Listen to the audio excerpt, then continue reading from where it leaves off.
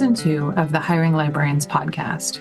We talk about hiring, getting hired, and broader career issues for librarians, archivists, and other folks in information service professions. I'm your host, Emily Week. This podcast is part of my work on the site hiringlibrarians.com, where I've spent more than a decade asking questions, complex, stupid, and everywhere in between, to LIS workers on both sides of the hiring table. This episode was recorded on December 5th, 2024. My guest is Kim Dority. Welcome back to the Hiring Librarians podcast. I'm really excited by my guest today. This is Kim Dority.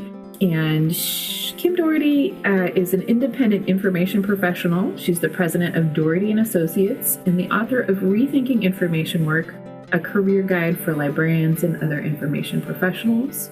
She's someone that I've known through my Hiring Librarians work since I got started. And I was just telling her before we started that I looked up to her and thought she had a very illustrious career. And she was very sweet and humble when I said that. So listeners, she seems like a nice person. With that, Kim, how are you today? I'm doing great. And I'm thrilled to be here and thrilled to be talking with you again. And to our listeners, I already told Emily this, but I'm going to tell all of the listeners as well.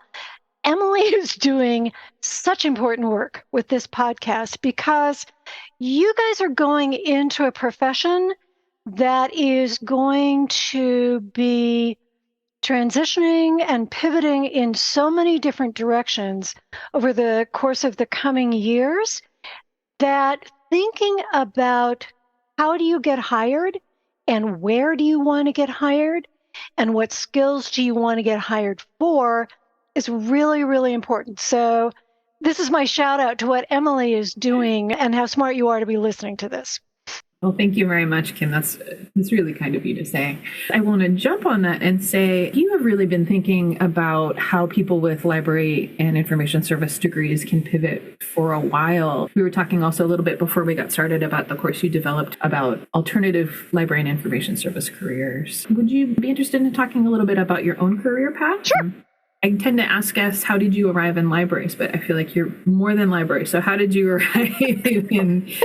It's sort of, how did you land there and then land over there and land over there? Yeah. How did you skip all around? Right, exactly. When I went to get my graduate degree, I was working for what was then called the Denver Magazine. Mm-hmm. And I was in their circulation department, but I was the only person anybody knew that could find out information. Mm. And only because I was information junkie, basically. I always wanted to find answers to stuff. Mm-hmm. And so after I did that for a while for the Denver Magazine, I thought, I wonder if you could make a career out of research, out of doing research for projects or individuals or organizations or whatever. Mm-hmm. So I went to grad school specifically to learn how to do research. Uh-huh. Then going all the way through grad school gave me a much deeper appreciation of libraries and the role of libraries and the role of librarians and what they did, but also continued to sort of expand how I thought about information and who needed information.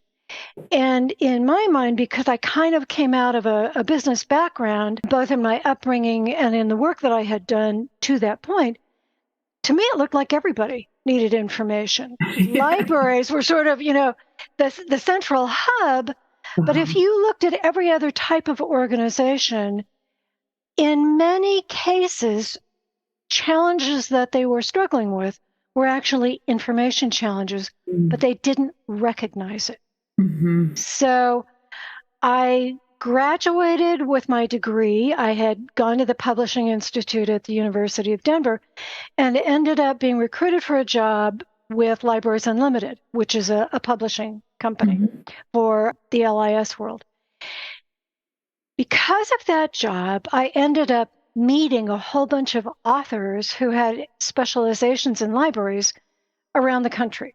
And so that was sort of the start of my getting to know the issues, the players, the viewpoints and the individuals who were sort of leading thinkers on these topics, which again then made me more interested in libraries as well as I love publishing. Did a number of jobs related to publishing, and then was recruited.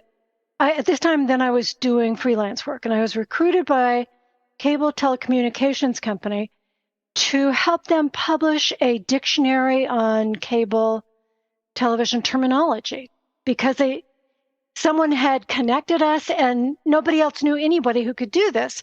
So I signed on and said, great, happy to do this. Got to know the CEO of the company, who actually sort of was similarly an information junkie, but had no way to get his questions answered. Yeah. So he and I worked together for 6 months on getting this dictionary published and out into the workplace. And then he recruited me to start a publishing arm for his company. And at which point his financial guys said, no, you're not going to do that, and pack up your stuff and you're out of here. And at the same time, my marriage was breaking up, and I was thinking, this is really not good timing. Oh, man. Oh, my goodness. So I went home, and that weekend I wrote up a proposal for a job that I made up called Executive Information Advisor. And I said, here's what an executive information advisor does. They basically are your scout, running out in front of you, looking for all of this information to bring back to you, to give you a competitive edge in all of the different areas that you are interested, whether it's mergers and acquisitions, new product development, someone that you're going to have lunch with, someone that you heard speak and you want clarification on what they're doing. And it was 7 pages long. I was basically making up this entire job. And he just wrote on it, do it, and gave it back to me. And so I was his advisor on information stuff for 7 years. And just, it was just wonderful. I had a blast. He would come back and say, I just heard this guy talking about Pericles in the golden age of Greece over lunch. Give me a backgrounder on what he was talking about. And so I would go educate myself on everything about Pericles and the golden age of Greece, give him a backgrounder on it, and then it would say, if you were using this reference in a conversation, you might say something like this. Or if you wanted to quote Pericles, here are the quotes that he's best known for. So it was a lot of fun. Yeah. I was going to say, it sounds like kind of a dream job, but in a way, you dreamed it up. Exactly. You know, panic really motivates you. And I was panicked. But it was a wonderful job in a lot of ways. One, because the work itself was just amazing. I ghost wrote 2 books for him. I got to sit in on meetings from a strategic standpoint. But the other thing I did was to get to know all of the individuals throughout the company who were sort of the younger contingent potential executives who were much savvier about using information to make decisions. And so I just went to all of them and said, you know, this is my job. I'm doing this for Glenn, the CEO, but let me know if you need anything, because this is what I can do with my information skills. So on that note, I ended up working with about 20 different people who then came to me whenever they needed to look good, and I could help them find the information they needed. We never spoke of it. You know, it was never Kim helped with this. But then all of those people went on to different companies, and I was the only person they knew who knew how to find this stuff. After about 7 years of working with Glenn, I had an epiphany, which was, okay, this is the coolest job ever. But if Glenn got hit by a truck tomorrow, would I be able to get another job like this? I mean, how would I explain what this job is and saying, yeah, you should hire me to work with the CEO and pay me a whole lot of money to do this cool stuff? The HR manager would laugh me out of the building. So I decided that I needed to move on and to build a more broadly based, diversified career. And so I did that. Bless Glenn's heart. He kept me on retainer. So he was my first client. And then I worked with other clients doing information projects, ended up being asked to take on the DU program, the MLIS program, ran that for 6 months. That was as long as academia and I could put up with each other. And I want to say just DU, Denver University. Yes. Yeah. And while I had been on the advisory board there before I stepped into the program, I was in a meeting and someone said, we're being asked to tell students what courses they should teach, but we all know just what we know. We know academic librarianship, or we know public, or we know school. And then everybody looked at me and said, Kim, you have this very bizarre career. Why don't you teach a course in all the different things that people can do with their library science degree? I was like, okay, so I've never taught before, but hey, why not? This could be fun. And so I created that course, started teaching it. And after the first several years, the feedback that was coming back from students was, great course, great content. The books suck. Write your own book. So I then said, okay, I'd already written a couple of books about reference books. So I put together a book about alternative LIS careers called Rethinking Information Work. And that got me really then focused on, this is a process of thinking about, what do I know? Who needs what I know? How many different types of organizations know this? And how do I align what I want, what I value, with what the market needs? And when I say market, the market can be a public library. The market could be a government agency. It could be a nonprofit. It could be a data department at the university.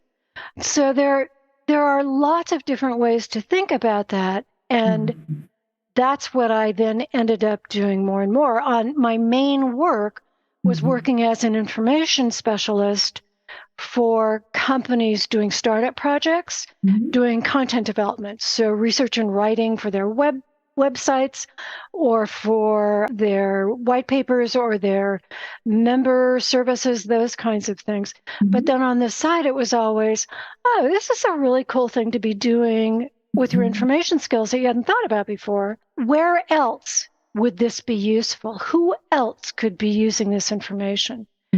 So that's kind of how I ended up. I've done probably about 20 different jobs or projects, mostly because I have a really low boredom level. After about 2 years where we've gotten, everything up and running, and I've conceptualized it and hired the team and we built it. As soon as someone says, okay, now we're moving into the management phase of it, then I start looking around for the next really fun, cool thing to do. But I guess it's a testament to, if you just have information skills and look for opportunities where they're needed, you can keep doing that. One student I was describing this to, who was this absolute dear, diplomatic, wonderful person, say, do you ever worry that you don't seem to be able to keep a job?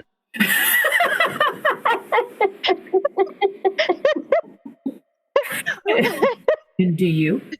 I never do. Honestly, it's always like, hey, what's the next cool thing I could be working on? I think that is so lovely, because not as much nowadays, but for a long time, there was this bias against job hopping, right? And I think to hear from somebody who talks so much about careers as part of their career, that it's okay. Like, if you are a developer, if this is your wheelhouse of getting things up and ready to go, you can have a wonderful career and not have to stay at the same library for 35 years. Absolutely. If people are thinking about this, the thing I would encourage them to consider is, it's okay if you leave a job after a couple of years. What you want to make sure is that by the time you leave that job, You have built wonderful relationships with everyone you work with, and you have left your job better positioned than it was when you came in. So that means you've got a guide to here are processes. Here's your go-to for this kind of help.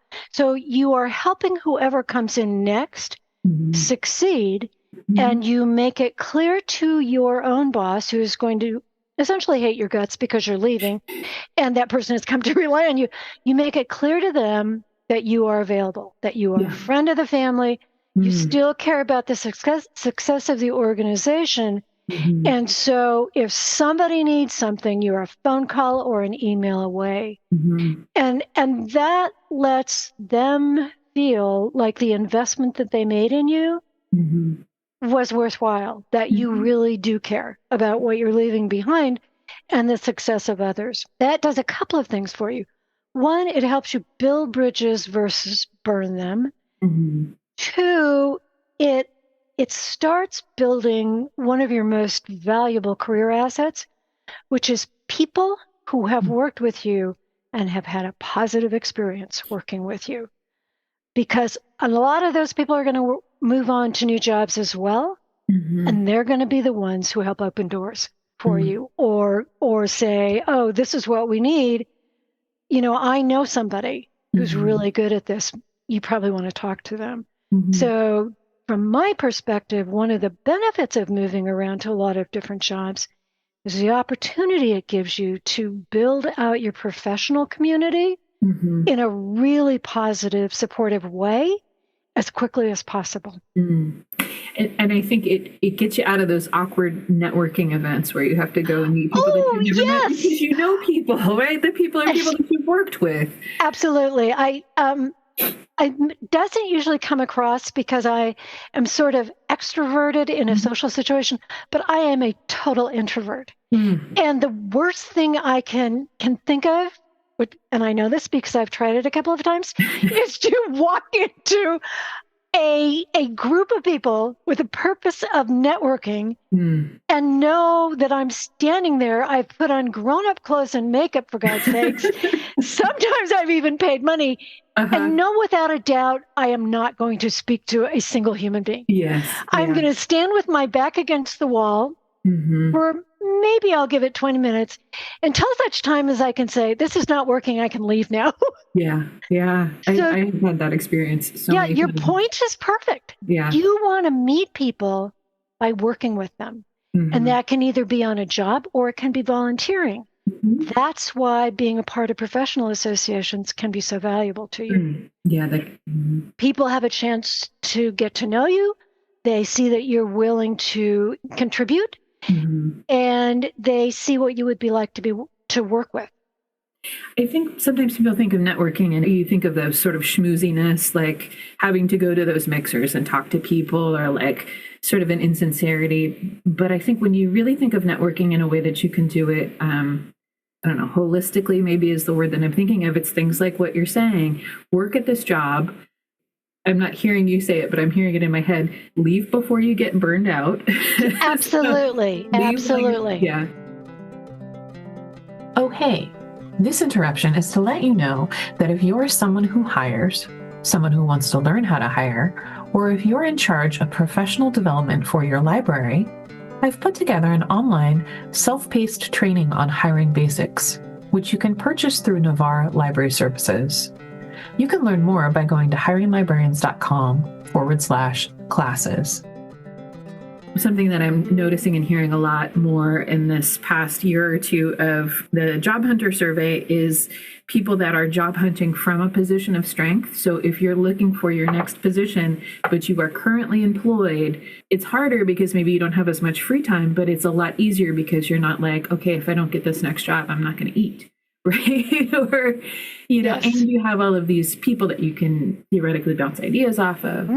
I couldn't agree with you more. I think, to your point, it is more difficult to look for jobs when you are employed, but in other ways, it's much easier because you are going from a position of strength. And I'll back up and make one comment about your comment about networking, which I completely agree with. One of the ways that I encourage students to get, or job hunters to get over the hump of thinking, oh my gosh, networking is just horrifying to me, and I am one of those people, is to think of it not as networking, but as building a community of colleagues who are there for you to help and to help you. You may be asking someone to introduce you to a connection today, but tomorrow that same person or someone else may be saying, could you introduce me to Emily? So having a community of colleagues just means these are my peeps. These are the people who know me and want me to succeed and whom I want to succeed. So I'm going to help in any way I can. So I'd say if you think of it that way rather than network building, it doesn't feel so snarky, and it feels, to your point, more organic and authentic. I really agree. The idea of coming from a place of generosity. How can I help my community? I have people that I like, that I would want to see succeed. How can I help them succeed? Yes.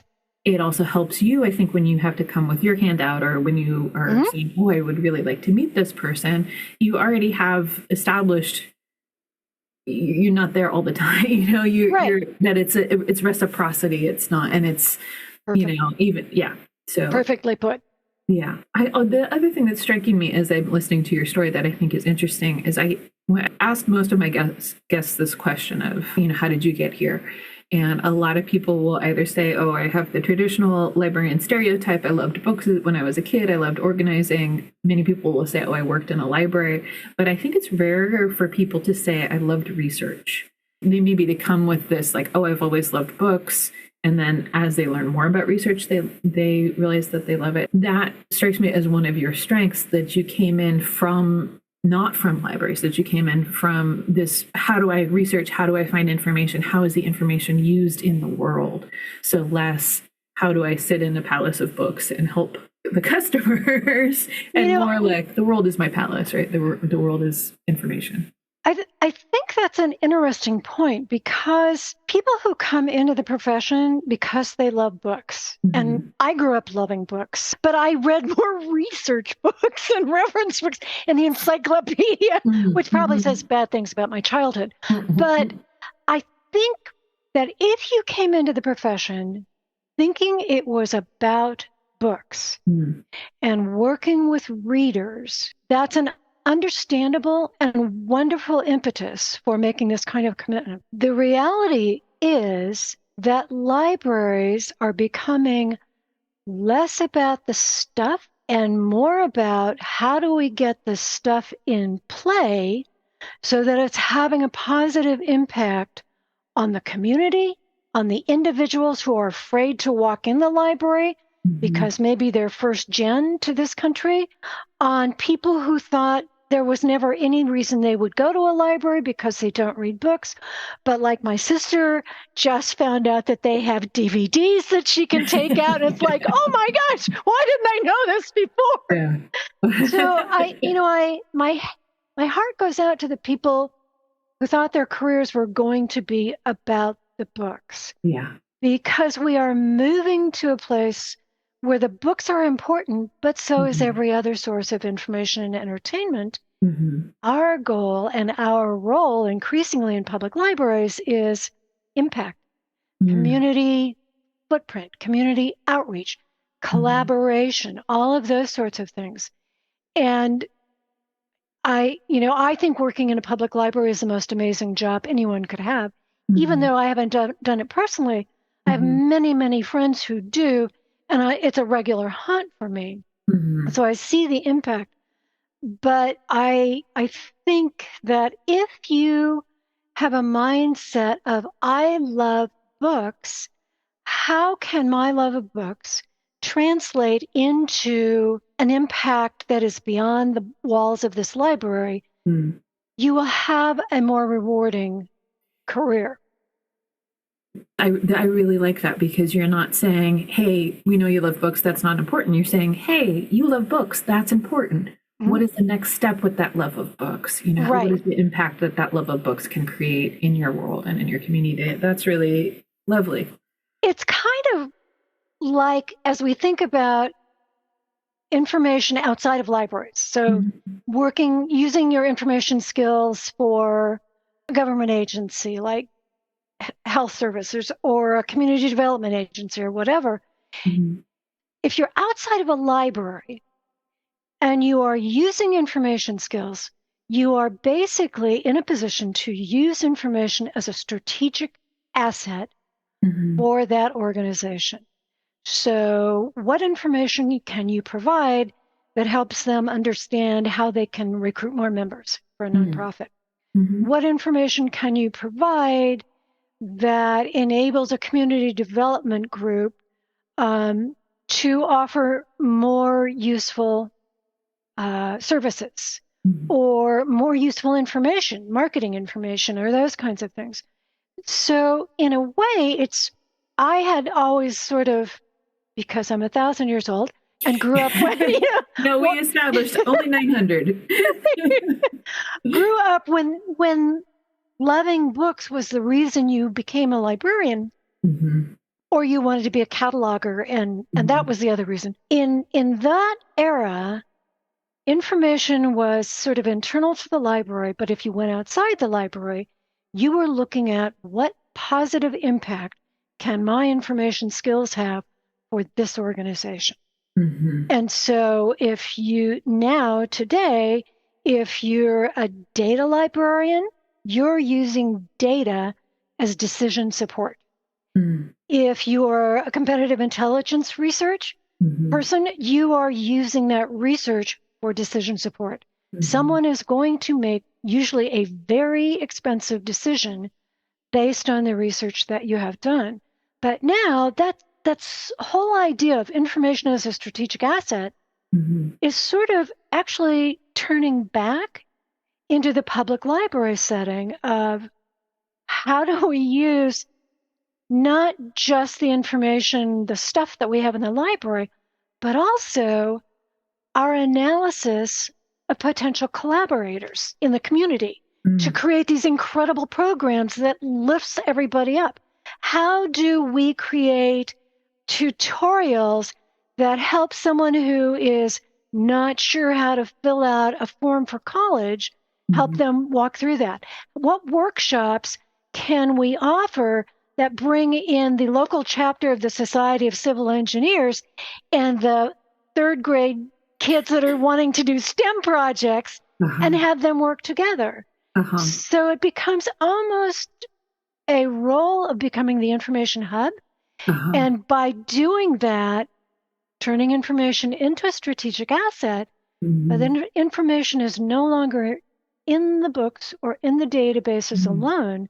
It's also in the librarian's knowledge of their community and who else is providing services in the community. One of the bullet points that I have on my I might ask you these questions document is help for people who are interested in working outside of libraries. And I say, do you have any top tips for listeners? But I think you've already given us so many top tips without me having to ask you. This idea of the ability to sort of look at yourself, look at what you're interested in, look at your skills, which often in the library world will be some way of getting information, using information, imparting information, managing it, preserving it, and really thinking about, if you're in the library or out of the library, what is the impact that I'm making? And maybe a little bit, how can I communicate that to others? Absolutely. Yeah.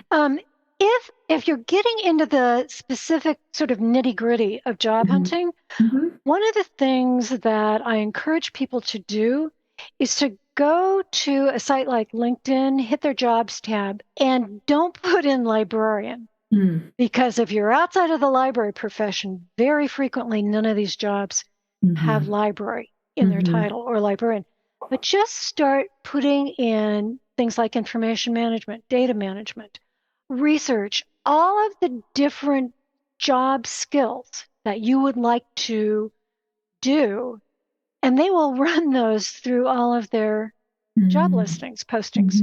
So what will come up for you is lots of different ways that people are using your skills, but they're not using them with words that identify what you're used to.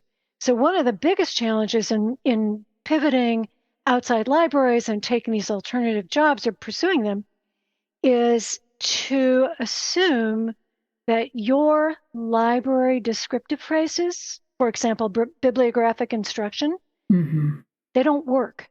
If you say that to people outside of libraries, they will go either what?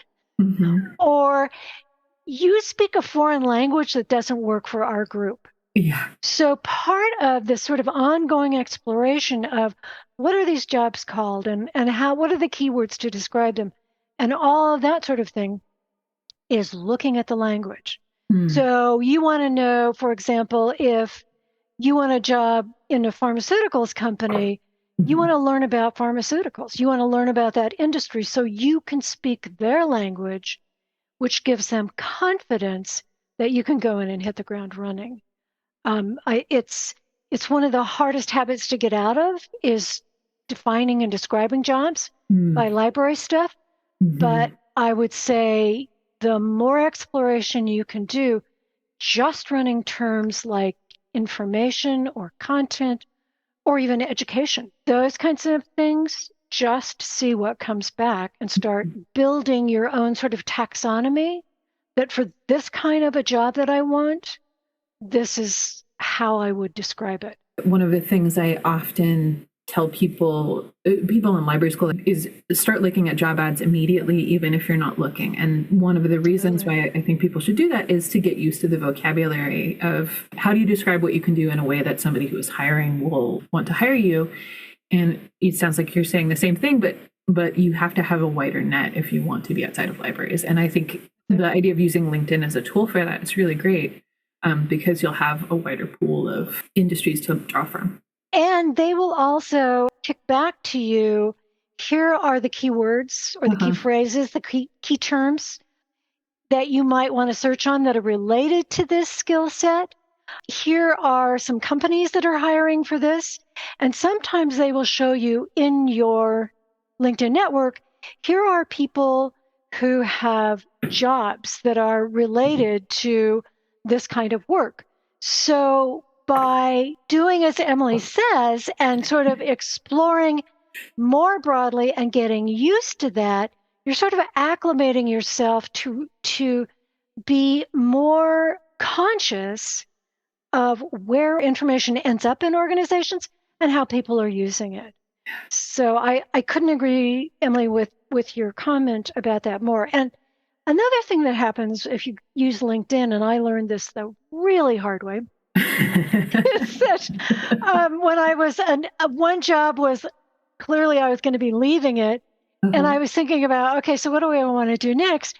And I thought, one of my challenges in my career is I never know what to call myself because every job is just a little bit different and my job title is a little bit different. So I thought, okay, I think what I do is information strategy because I go in and I help organizations identify what their strategic goals are and then how information that they either already have and have created or information that I can develop for them can be used to help them reach those strategic goals. Makes sense to me, at least. So I went on LinkedIn and I thought, okay, let's see how many jobs are out there and who's hiring for this or projects, because I was usually looking for projects. So I put in information strategist, and out of like gazillions of jobs on LinkedIn, 3 came back. And I thought, this is not good news. So I thought about it for a while, and then I realized, okay, what if you tried a different term? And I put in content strategist, and 400 jobs came up, which was way more encouraging. Yeah.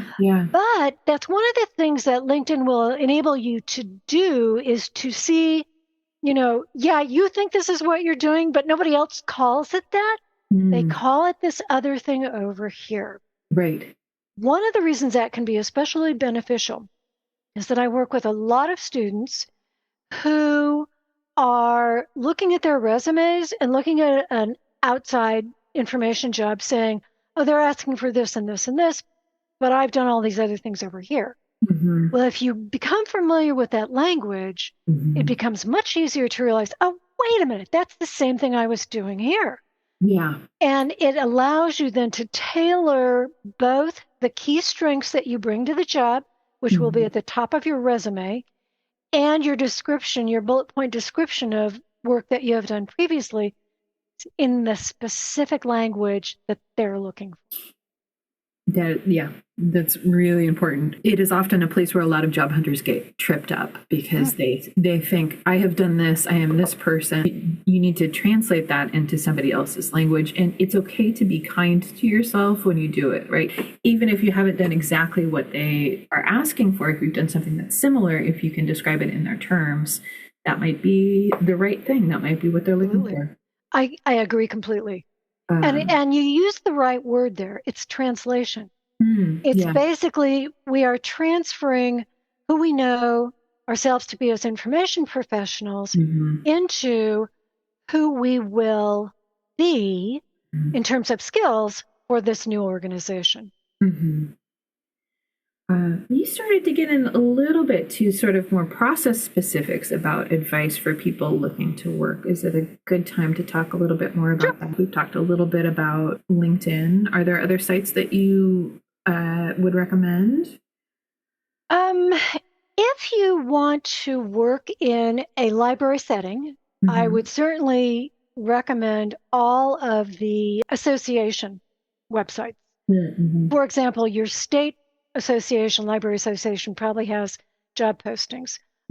ALA certainly has job postings. If you are looking for a technical job, you might want to look at the ASIST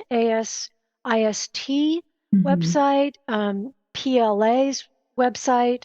So I would say certainly if you're going in a traditional direction, to look at all the LIS organizations and first check there to see if they have job postings, and that's where you want to go. Almost everybody will also let you set up a profile and an alerting system, as will LinkedIn. Some of the larger libraries are now starting to post their jobs, or have been posting their jobs on LinkedIn. So if you're looking for a major metropolitan area that has a sort of like a big system, I would check with LinkedIn. Those jobs will probably say librarian on them, but I would also search under job requirements for MLIS. Because that's another way to see into a job that might be right for you, but that doesn't say library or librarian in the job title. If you are looking for outside jobs outside of libraries, I would say LinkedIn, Indeed, and then also just run an online search for job boards or job listings and whatever the topic is that you're interested.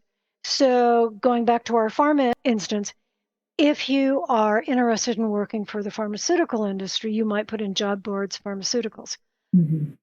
Another way to go about this would be to identify the organizations you want to work for and go directly to their websites. Almost everybody has a tab on their website that says job postings, and you can ask for alerts. And I would set up alerts for specific companies as well. That's great. We talked a little bit about some general advice for the way that you might see yourself in a way that would be more conducive to getting hired. Do you have any other sort of general philosophies of job hunting or guiding pieces of advice? My general approach to thinking about jobs in terms of my own situation has been, whenever possible, say yes. Say yes to an opportunity where you can't see where it's going to lead, but you have enough confidence to know once you get there, you'll look around and be able to identify where the opportunities are and to pursue and develop those opportunities in the way you want. So that would be the first thing. And you don't get overbooked. Like sometimes when I feel like when I have a say yes policy, then I'm like, oh, I've said yes too many times. Oh yeah, I don't want to remember how many all-nighters I have pulled. But it was always worth it to me because what I said yes to looked interesting to me. It was something I'd never done before. Yeah. Or where I could see how information skills hadn't been used before in that way. And I wanted to sort of step in and plow that ground, essentially. So, yes, I would say yes to the extent that you think you have maxed out your bandwidth and then sort of triage and look at all the things you've said yes to. Yeah, I don't mean to nitpick here. Say yes. Say yes. Is so wonderful. But it's always okay to say, oh my gosh, this thing over here that I thought was going to be great really sucks. And so you just basically say, I don't have the bandwidth for it. And I have gotten to the point, by the way, where when I'm asked to do something and I realize I'm out over my skis, I will say, I would love to be able to do this, which often is the case. But I am currently so booked that if I tried to take this on, I would not be able to do the job that you would hope I would do for you and that I certainly would expect myself to do. Because that's a true statement. So yeah, it's always okay to say, can't do it. It's also okay to say, at this moment. And what you were talking about earlier as well, you say yes, but it's also okay to say, okay, that was enough. Right. Exactly. What do you need me to do to help you hand this off to the next person now who's going to be doing this? And that gets back to that, you write out all the processes, you help encourage, your replacement, but for most of us, when we volunteer, and those of you who have volunteered will recognize this, you can get burned out very quickly because people are so thrilled that you're willing to volunteer that as other people drop off, you end up with more and more and more on your plate. And that is burnout. And so and also you may have decided to volunteer for a specific reason. I'm volunteering because I want this on my resume. This is what I call strategic volunteering. You want this on your resume. You want to meet these people. You want to have learned how to do this type of work. And you want to make this specific contribution. Once you have accomplished whatever those goals were, it's time to let someone else come in and they can volunteer then. And it's a great opportunity for them. So I'm a firm believer that volunteering is wonderful, but it's also not a life sentence. It's not a lifetime obligation to any organization. I love hearing you talk about the fluidity of things because I think we can get. I'm trying to say less and less. Libraries are like this, or librarians are like this, but I think libraries and librarians can get stuck. In like we've always offered this service, so we're still going to offer it, even though the last person who was interested came in 2 years ago.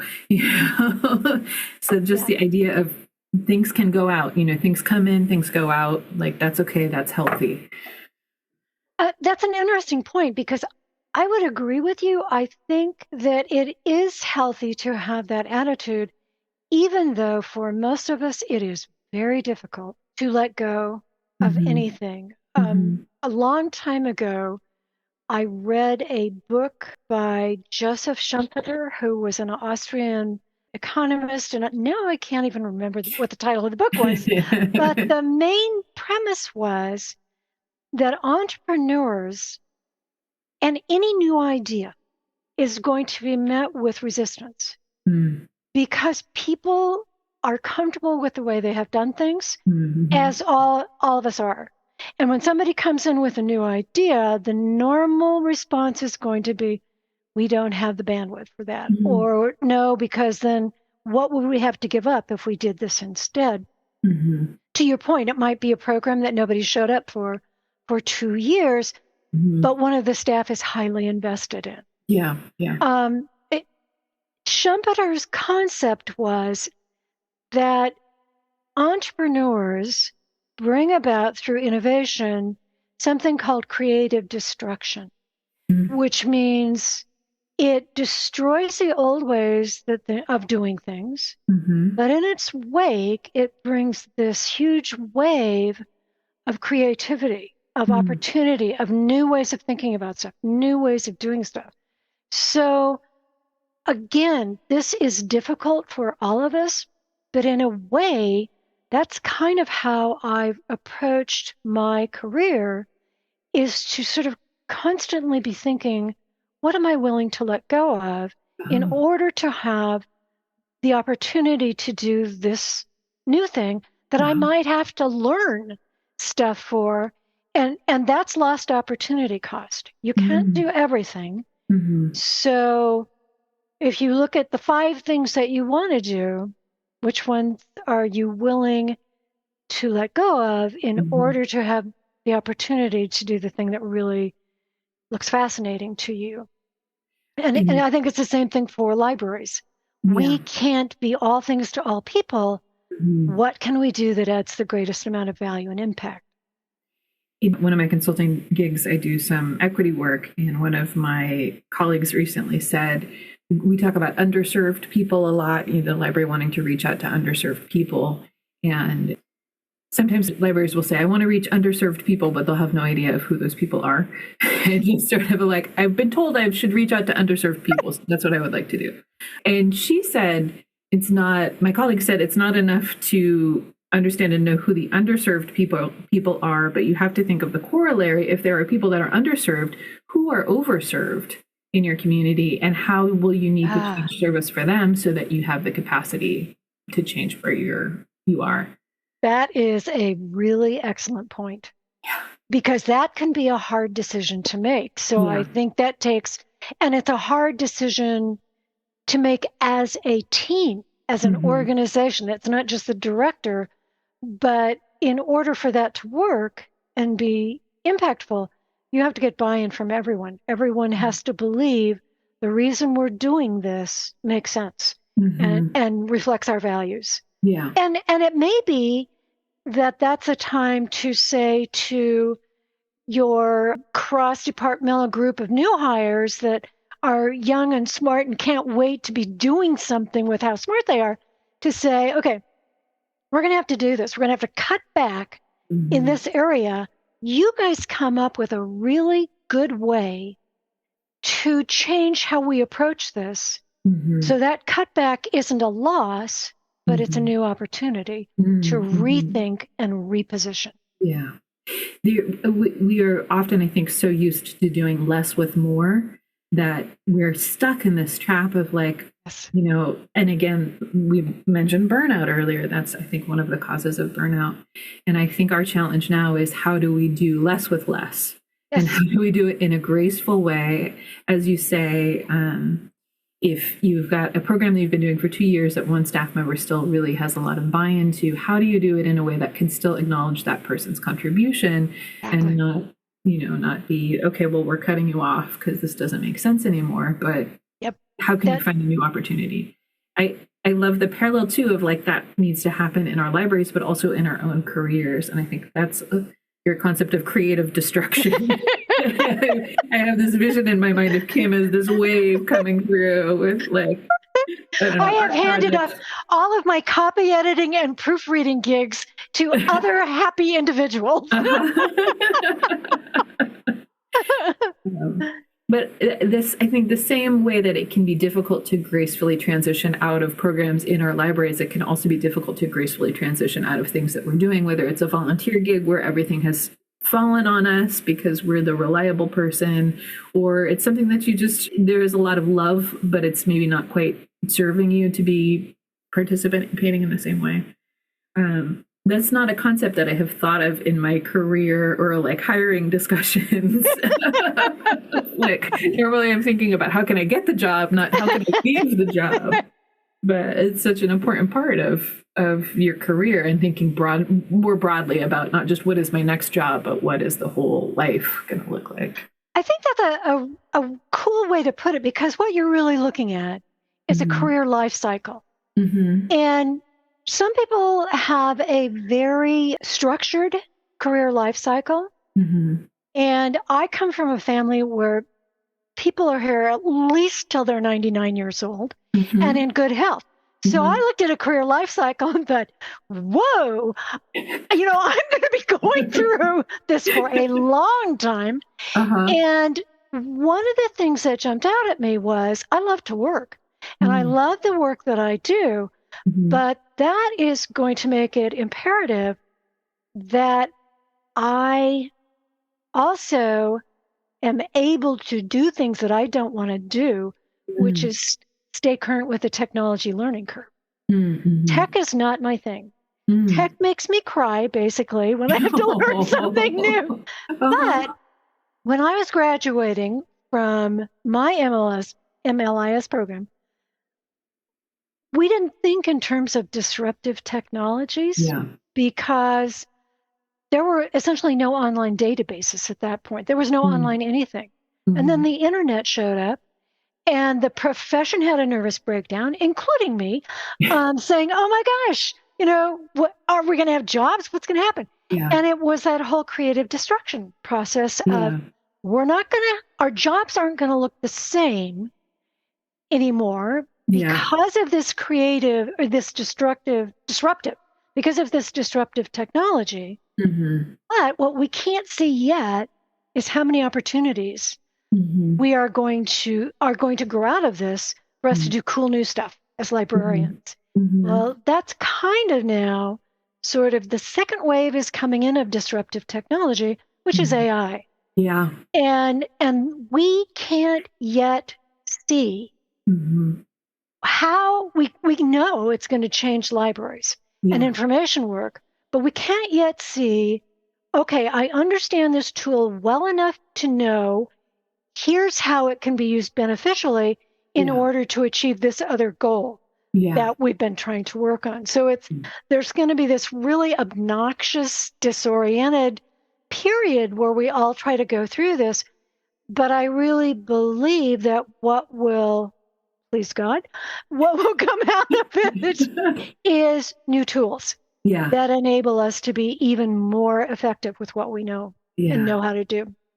When I think about the ways that the internet has changed libraries and, many industries, including like the post office, right? There is this initial period of people who are adopting, people who are very steadfastly not adopting, and then this period of clash and normalizing. But then now I feel almost like we are in this period of ramifications. And that a lot of like ramifications of basically the disinformation that's so readily available to people. And your point about AI is very true. Like we can't know, we are still discovering what are the implications for libraries of just the internet itself or the World Wide Web. So AI, this whole other beast of not knowing, not just how can it be used, but like what will librarians need to do to help with the issues that it might create? Or, for example, something, very easy, AI, takes all of our jobs. Right? So, that would be a bad thing. Right? Or like AI takes not librarian jobs, but, a big sector of jobs. I don't know what they could have AI do. Maybe English teachers. All of a sudden, there's no more English teachers. So the English teachers come to the library to try to reskill or, so there can be all of these ramifications that are not direct. I think that's a really important point in two areas or on two levels.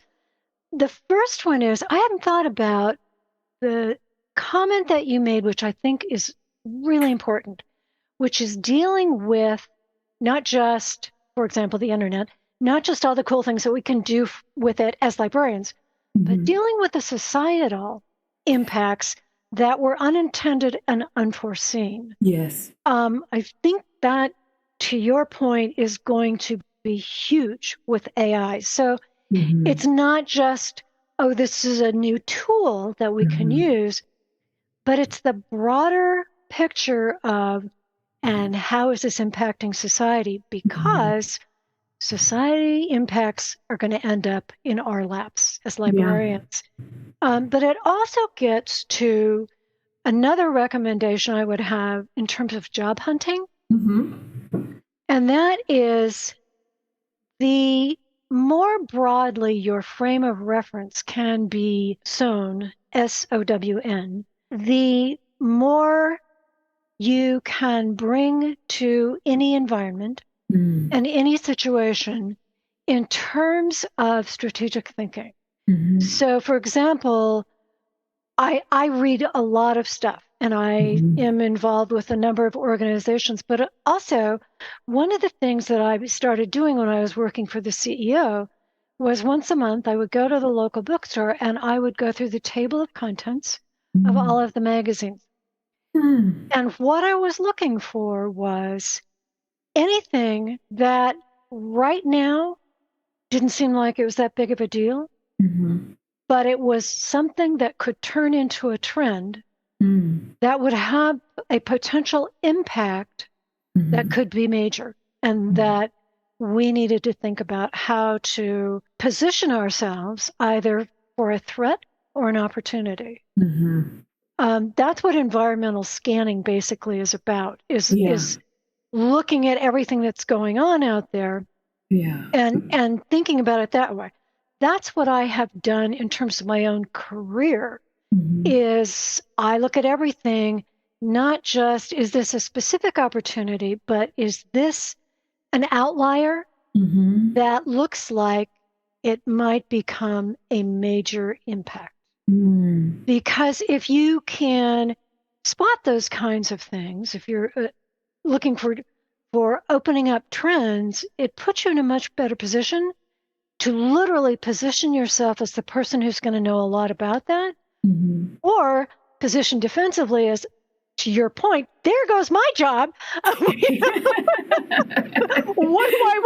I need to be doing now to take a defensive posture and keep essentially build other opportunities? And we talked a little bit before we started. One of my jobs is funded by IMLS, and I'm a little worried with the new administration. I know that they've tried to get rid of IMLS before, so... Yeah, they're trying to get rid of books, so... Reading, who needs that? I said that very calmly. I'm a little worried. There's a lot of despair that's also there, but I'm trying to maintain this calm. I like how a lot of what you've said has, to me, talked about how we think about libraries and our library jobs, and also applied it to how we think about our own careers. Like, basically, you just talked about doing a SWOT analysis for yourself, which I never remember what it stands for. I know the last two are opportunities and threats, and I can't remember what the first two are. SW, strengths, weaknesses. Opportunities and threats. And by the way, that's something I try to do annually by looking forward to what kind of work might I want to do.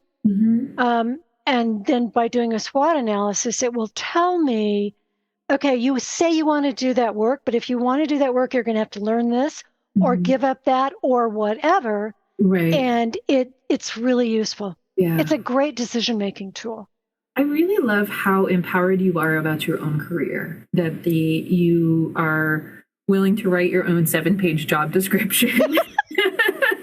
As I say, panic is an amazing motivator. But maybe that was a wonderful lesson for you, because it also sounds like you are just, constantly thinking about, what do I want to do? What's going to fill my cup? How do I make that happen? And not waiting for jobs to come to you, or not saying, well, I have an MLIS, so I must therefore work in a library. That you're sort of opening yourself to the whole community and all of the opportunities therein. Thank you. And yes, I don't wait for some, well, I shouldn't say that. People ask me to do jobs. I've been recruited for things, and I'll do them if they look interesting and fun and they're going to pay me a lot of money.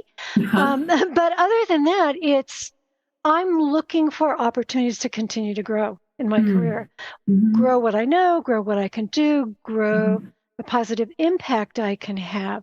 But one of the things I always tell students is, just because there's no job that has the title that you want and has you doing what you want to do, doesn't mean there's not a need for that work.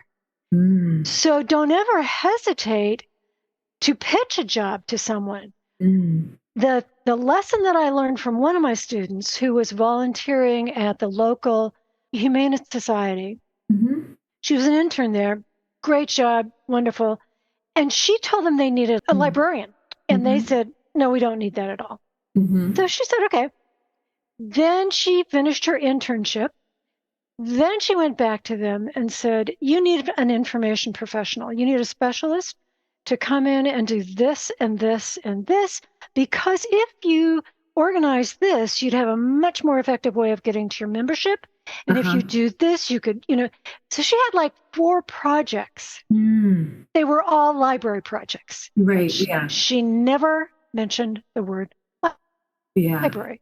What she talked about was the benefits to the organization of doing this and this and this. And you need to hire me to do that because I can do it for you. Yeah. At which point they said, oh my gosh, we didn't know somebody could ever do that. That would be wonderful.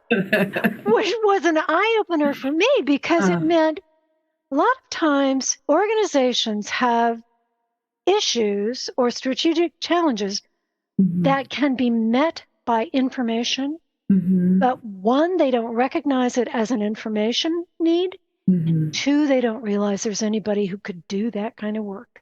Yeah. And so they don't hire for it. They don't put that out there. Yeah. But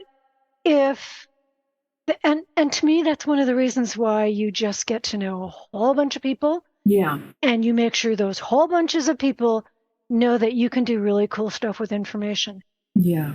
And why you say yes more than you say no is that what you're trying to go to or get to is a position where you are really, really well known and visible, not just in the library world, but in the pharmaceutical industry, in the government, all these other spheres, as a person who can make cool stuff happen with information. And at that point, you're in a much better position to go in and write your own job. There's another person I'm interviewing in this season of the podcast, Colleen, who she talks about her job search for a director position or a dean position. And when she talks about her career, she's a person, she has 3 master's degrees and a PhD. She worked, for like 5 different universities in like all over different departments, like technical services, instruction, reference. And when she got to like, okay, it's finally time for me to try to find a dean position, she had this huge knowledge base of, what do these departments think about having the degrees to draw on and to say, yes, I have a PhD. I know what it's like to have a PhD, this intense understanding of academia. And also she'd worked in different parts of the country. So she talks about understanding and writing a DEI statement, that what people at the University of Kentucky want for a DEI statement is different than a university that's maybe on the border of Texas and on the border of Mexico, right? Who your diverse populations are is different depending on where you are geographically. And she was able to speak to that with her application. And it's that generalism is so useful, I think, in information services because there is so much to draw from them. I would agree with you completely. And that's a question that comes up when I'm working with students. Should I be a generalist or a specialist? And there are benefits to both approaches. But in my career, as more of a generalist, I have found that being able to draw on different communities of experience, different knowledge bases, and then bring those together for a firm foundation of whatever you're addressing, like Colleen is incredibly powerful and helpful. It means that you're never as smart as anybody else in the room if you're at a tech meeting or anything like that. But it also means that you can understand and respect the work that they do, and you can speak of it with respect, which goes 90% of the way towards helping you do what you need to do. So yeah, I would say if you're thinking about having what I would call an eclectic career, which is how the advisory board described my career, the more experience you can have in the broader range of opportunities, the more those all end up weaving into a very, very solid base of, I could pivot this way or that way or this other way. And then you have choices and an amazing sense of agency. What do I want to do next? In the first season of the podcast, I interviewed someone who referred to her career as a French braid. I love that. Yeah, strands that were coming in, and she didn't necessarily know, where everything was going to fit in, but then they did create something cohesive. And you used something similar. You said weave, which to me is even more expansive, like you're making a tablecloth, or a blanket, a warm blanket, right? I could never get a French braid to work. So yeah, me too. So we have been talking for a long time, and I have been enjoying our conversation so much, but I also want to respect the fact that you have said yes to a lot of things. So you probably have a whole bunch of other things you want to do with your day. I wanted to ask you, is there anything that you particularly wanted to talk about that we didn't get to? For people who are just starting out in their careers and are very nervous about that first step, I would encourage them to realize that the first job that you take is just your first job. And that while you are there, your job is to get to know people, to do a beautiful job at whatever you've been hired at, to learn as much as you can about how that organization operates and start building your professional visibility. It doesn't matter what job you have. Because once you get that first job and your foot in the door, that's your springboard to go in any direction that you want to go in. The reason I think that's so important is that so many students feel like it's imperative when they come out of grad school to land the right job. Right. It really isn't. It isn't in any way, shape, or form. So all it is all it is a starting point. So I would encourage them to consider that. And then the other thing I would encourage those same new graduates, as well as people who are looking for any kind of a mid-career pivot, is to find ways to put yourself in the path of opportunity, become visible, get to know people,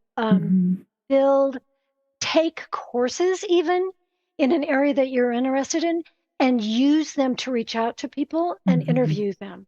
The more you can connect in the broadest way possible with people who either are doing the kind of work that interests you so you can learn from them, or might need your insights and information skills, the more opportunities you will have. That's really nice advice. Kim, thank you so much for your time and all of your wisdom, and a really, really fun conversation. I've had such a good time talking to you and thought of so many things that I haven't thought of before. So I really appreciate your knowledge and your good humor and your generosity. Thank you. I appreciate you having me on. Thank you for listening, and thank you to my guest, Kim Dority. And now, the fine print. One more plug for my Hiring Basics training. You can find a link to register by going to hiringlibrarians.com/classes.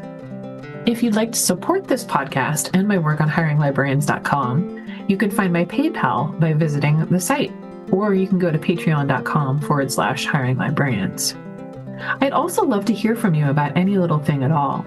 You can email me at hiringlibrarians@gmail.com. The theme tune was written and performed by Matthew Travers. Thanks, Matthew.